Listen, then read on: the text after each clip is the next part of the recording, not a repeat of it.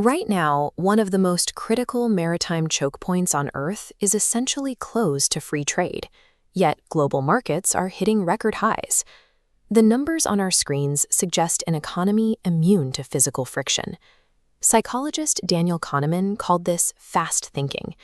Our brains naturally fixate on immediate, highly visible metrics, like a surging stock ticker, while ignoring complex, slow-moving logistical realities.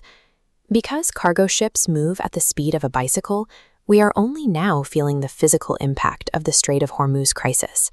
As European Central Bank President Christine Lagarde noted, we are learning bit by bit, day by day, what the consequences will be. What looks like economic resilience is an illusion. We are confusing a delay in the supply chain for a lack of consequences. We expect cheap, seamless shipping to exist by default. But the right to move goods across oceans without the threat of violence or the broad of tribute is a relatively new invention. In its earliest days, the United States had to build a modern military specifically to secure this right. We fought an undeclared war with France to protect our merchant ships, and took on the British Empire to stop them from kidnapping American citizens at sea. We fought 2 campaigns against the Barbary states in North Africa to end the need for safe passage bribes. You can still see the legacy of those conflicts in the Mameluke sword carried by Marine officers today. Freedom of navigation is foundational to American power. Over the next 2 centuries, that principle evolved.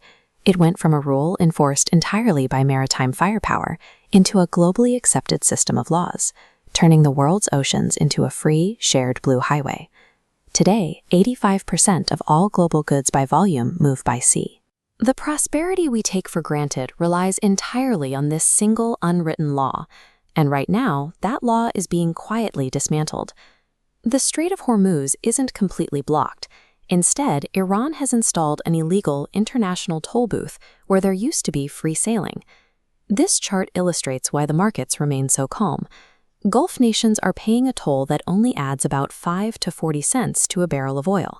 It's an economic hit so small it barely registers for consumers at the pump. But the aggressors are establishing a devastating precedent.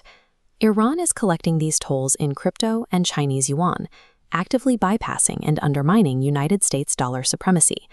The immediate financial cost is a distraction.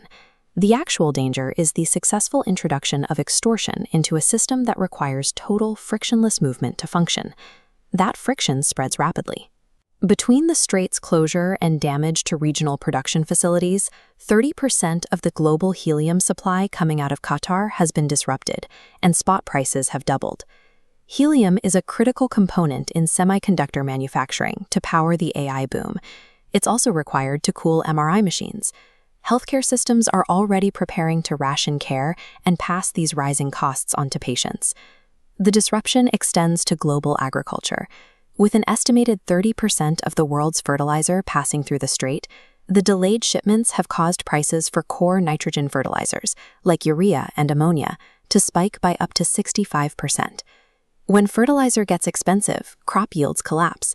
For the 500 million smallhold farmers in developing nations producing 70% of the world's food, their margin for error is zero. By mid-year, an estimated 45 million people will experience acute hunger. The Blue Highway is a highly sensitive ecosystem. Introducing even minor friction at a single choke point triggers a chain reaction, from disrupted high-tech supply chains to a breakdown in food production that threatens millions with starvation. We can survive higher prices and supply chain hiccups. What we cannot survive is the psychological precedent now taking root on the world stage.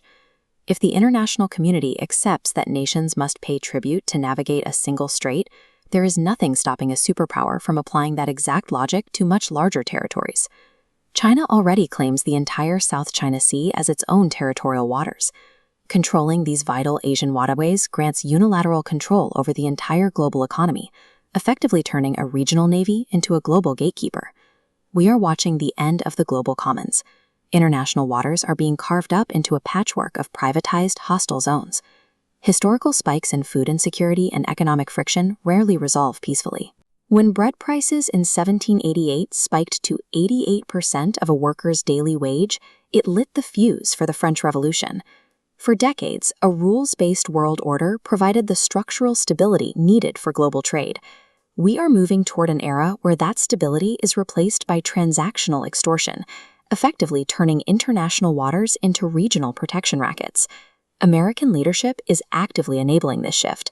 By treating geopolitical alliances as purely transactional, the U.S. is trading its historical role as the enforcer of free trade for regional protection rackets.